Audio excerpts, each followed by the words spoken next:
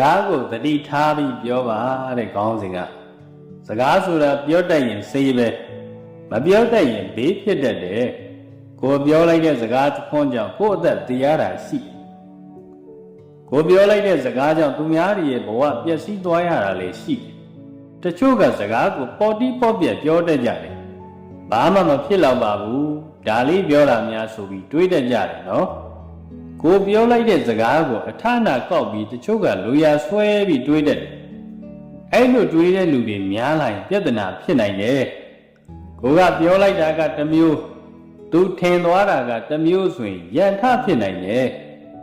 brain နဲ့ပဲမတူရင်စကားကိုထင်တယ်လို့မပြောမိအောင်ထိန်းရတယ်တချို့ကထောက်ကန်အားပေးသူတွေများလာပြီဆိုရင် over confident တွေဖြစ်ပြီးတော့စကားတွေမှားပြီးပြောတတ်ကြတယ်ဆရာပြောတာပြောတပည့်တို့နောက်မှရှိတယ်ဆိုပြီးမြောက်ပေးတတ်ကြတယ်ကိုကလည်းကိုကိုအဟုတ်ထင်ပြီးပြောချလိုက်တဲ့အခါကျတော့တကယ်လည်းဒုက္ခလည်းဖြစ်ရောဘယ်သူမှတောင်ကိုနောက်မှမရှိတော့ဘူးဒါကြောင့်စကားကိုသတိထားပြီးပြောခိုင်းတယ်ကိုရဲ့မစင်မချင်းပြောလိုက်မိတဲ့စကားတစ်ခွန်းကြောင့်ကိုအသက်ကိုတော့အနေရပေးသွားနိုင်တယ်စကလုံးတွေကိုပြောတဲ့နေရာမှာဘလုံးမထွေးမပြောနဲ့တေချာစဉ်းစားပြီးမှပြောငါဒီစကားကိုပြောတင်လားမပြောတင်ဘူးလားဆိုတာစဉ်းစားငါပြောလိုက်ရင်ငါအတွက်ကောအကျိုးရှိလားသူတစ်ပါးအတွက်ရောအကျိုးရှိရလားဆိုတာနားလေတက်ဖို့လိုအပ်တယ်အခုချိန်မှာကလူတိုင်းကအနာတွေပေါက်နေကြတာကိုယ်စကားကအနာပေါက်သူအတွက်စိတ်မဖြစ်ပဲဘေးဖြစ်သွားတယ်ဆိုရင်ကိုယ်လည်းမကောင်းဘူးသူများလည်းဒုက္ခရောက်သွားနိုင်တယ်ကိုပညာတက်လို့ခိုင်ထားတယ်ဆိုရင်စကားပြောနည်းနေတကြီးစာအုပ်တွေကိုများဖတ်ပါကိုပြောလိုက်တဲ့စကားတစ်ခုံးကိုတာဝန်ယူနိုင်ဖို့ခက်ခဲတယ်ယနေ့ကလူတွေကပြောပြီးပြီးသွားမယ်လို့ထင်တတ်ကြတယ်နော်ဘယ်ပြီးပါမလဲကိုပြောလိုက်တဲ့စကားတွေကသမိုင်းတွင်သွားမှာ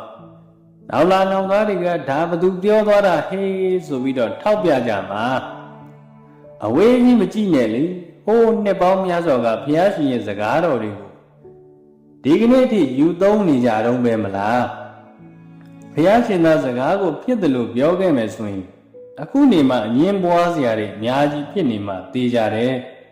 တေချာကျမ်းစာစွာဟောကြားခဲ့သည့်အတွက်ကြောင့်အငင်းပွားစရာတွေနည်းနေတာပေါ့ဒါတော့ထောက်ပြခြင်းတဲ့သူတွေရှိတယ်နော်ဒါကြောင့်စကားတွေကိုပြောတဲ့နေရာမှာသတိထားပြီးပြောကြပါကိုပြောလိုက်တဲ့စကားတစ်ခွန်းကြောင့်ကိုလည်းအကျိုးရှိပါစေသူများအတွက်လည်းအကျိုးရှိပါစေလူမှုအတိုင်းဝန်းအတွက်လည်းအကျိုးရှိပါစေဘာအကျိုးမှမရှိဘူးဆိုရင်ဘာမှမပြောမိကြအောင်ပါဇက်လေးကိုတိတ်လေးနဲ့ကတ်ထားပါ